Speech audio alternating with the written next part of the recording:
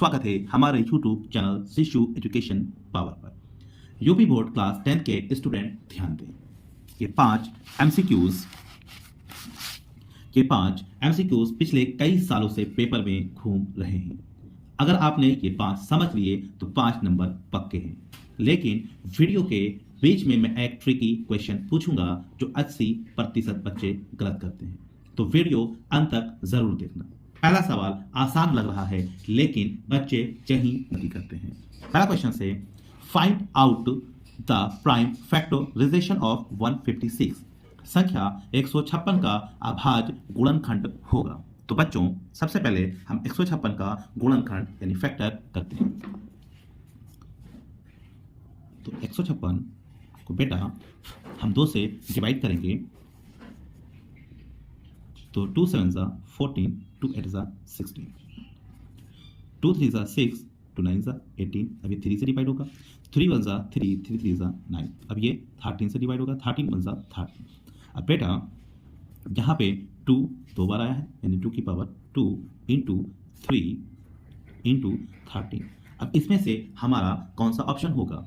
तो 2 की power 2 into 3 into 13। तो 2 की पावर 2 इंटू 3 इंटू 13, ये वाला सी ऑप्शन हमारा राइट रहेगा। अब पढ़ते हैं हम दूसरे क्वेश्चन की तरफ। दूसरा क्वेश्चन से find the LCM of 15, 18 and 24। तो दोस्तों 15, 18 और 24 का हम लासा निकालेंगे, एलसीएम निकालेंगे। तो कैसे निकालेंगे दोस्तों? 15, 18 एंड 24 का हम एलसीएम निकालेंगे। ये कटेगा 2 से, तो 2 से हम डिवाइड करेंगे। 15 ऐसे ही उतार लेंगे। 2 9 18, 2 1 2, 2 2 4। उसके बाद फिर 2 से डिवाइड करेंगे। 15 ऐसे ही उतरेगा। 9 भी ऐसे ही आएगा। 2 6 12।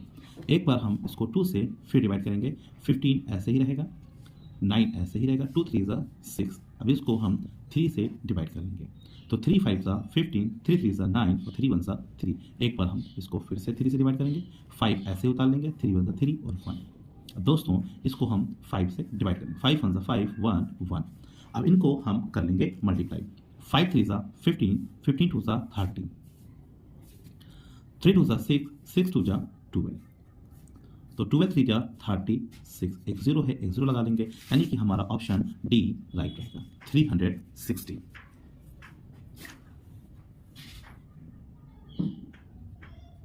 अब हम बढ़ते हैं तीसरे क्वेश्चन के पास। तीसरा सवाल है, तीसरा क्वेश्चन है आपका, if HCF 252 594 is equal to 18, find the LCM of 252 and 594। यानी दिया है एचसीएफ 252 594 इज इक्वल टू 18, तब एलसीएम 252 594 होगा। तो दोस्तों आपको फार्मूला तो याद ही होगा, पिछले वीडियोस में हमने फार्मूला बताया था। तो इसमें हमको दिया हुआ है एचसीएफ दिया हुआ है, एलसीएम हमको फाइंड करना है। तो दोस्तों फार्मूला है हमारा LCM is equal to product of number upon HCF. अब दोस्तों प्रोडक्ट ऑफ नंबर यानी हमारे पास 2 नंबर हैं, 252 एंड 594। तो हम लिख लेंगे यहाँ पे 252 इंटू 594 अपॉन एचसीएफ। एचसीएफ हमको दिया हुआ 18, हम यहाँ पे 18 लिख के और हम यहाँ पे लिख देंगे एलसीएम। तो दोस्तों 252 इंटू 594 को हम 18 से डिवाइड करेंगे। तो दोस्तों डिवाइड करिए, कितना आएगा? तो 18 से इसको अगर हम डिवाइड करें, 18 को 594 को अगर हम डिवाइड करेंगे तो यहाँ पे दोस्तों आएगा 33। अब 252 को हम 33 से मल्टीप्लाई कर देंगे तो यहाँ पे आ जाएगा 8316। 8316 यानी कि हमारा ऑप्शन सी राइट रहेगा।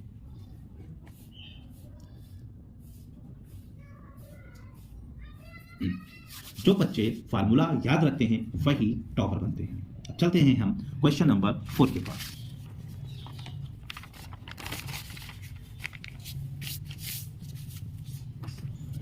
क्वेश्चन नंबर 4 है, if alpha and beta are the zeros of the quadratic polynomial.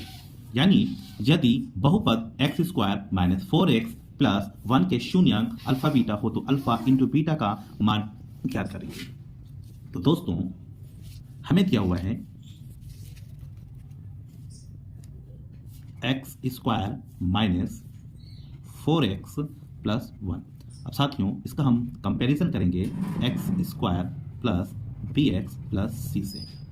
तो ये हमारा ए हो जाएगा, ये हमारा बी हो जाएगा और ये हमारा सी हो जाएगा। तो अल्फा इंटू बीटा बराबर होता है दोस्तों, alpha into beta is equal to होता है दोस्तों सी अपॉन ए, सी अपॉन ए। तो सी की वैल्यू यहाँ पे ये सी की वैल्यू है तो 1 दी हुई है और ए की वैल्यू यहाँ पे एक्स स्क्वायर यानी कि 1 है, तो इसकी वैल्यू आएगी दोस्तों 1, यानी कि इसमें ऑप्शन हमारा बी राइट रहेगा। यहाँ एक नंबर पक्का आपका हो गया। बढ़ते हैं हम पांचवें क्वेश्चन की तरफ। पांचवें क्वेश्चन से how many solution does the pair of linear equation have, यानी कि रैखिक समीकरण युग्म 2x minus 3y plus 2 is equal to 0, 6x minus 9y plus 5 is equal to 0 के कितने हल होंगे। दोस्तों ये हमारा a है, a1 है, ये हमारा b2 है, ये हमारा ये हमारा a1 है, ये हमारा b1 है, ये हमारा c1 है और ये हमारा a2 है, ये हमारा b2 है और ये हमारा c2 है। तो दोस्तों हम लिखेंगे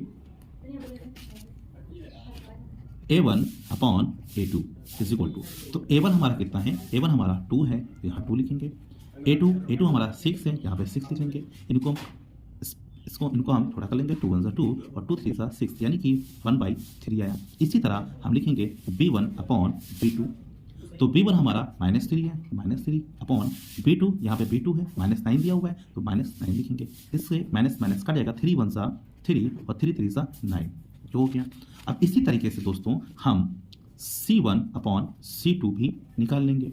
तो c1 हमारा दिया हुआ है 2 तो 2 लिखेंगे और c2 हमारा दिया हुआ है 5 तो हम 5 लिख लेंगे दोस्तों। अब देखते हैं, हम कंपैरिजन करते हैं दोस्तों। तो इसमें देखा हमने कि a1 upon a2 is equal to b1 upon b2 is equal to c1 upon c2। अब यहाँ पे a1 a2 1/3 आया है, b1 b2 भी 1/3 आया, यानी ये एक दूसरे के इक्वल हैं, पर c1 अपॉन c2 2/5 है, यानी ये बराबर नहीं है। तो दोस्तों जब ऐसी सिचुएशन हुआ करे तो इसके अंदर तीनों अगर बराबर नहीं है तो हमारा ऑप्शन हो जाएगा कोई हल नहीं है, ये राइट ऑप्शन रहेगा, यानी कि English medium no solution, no solution.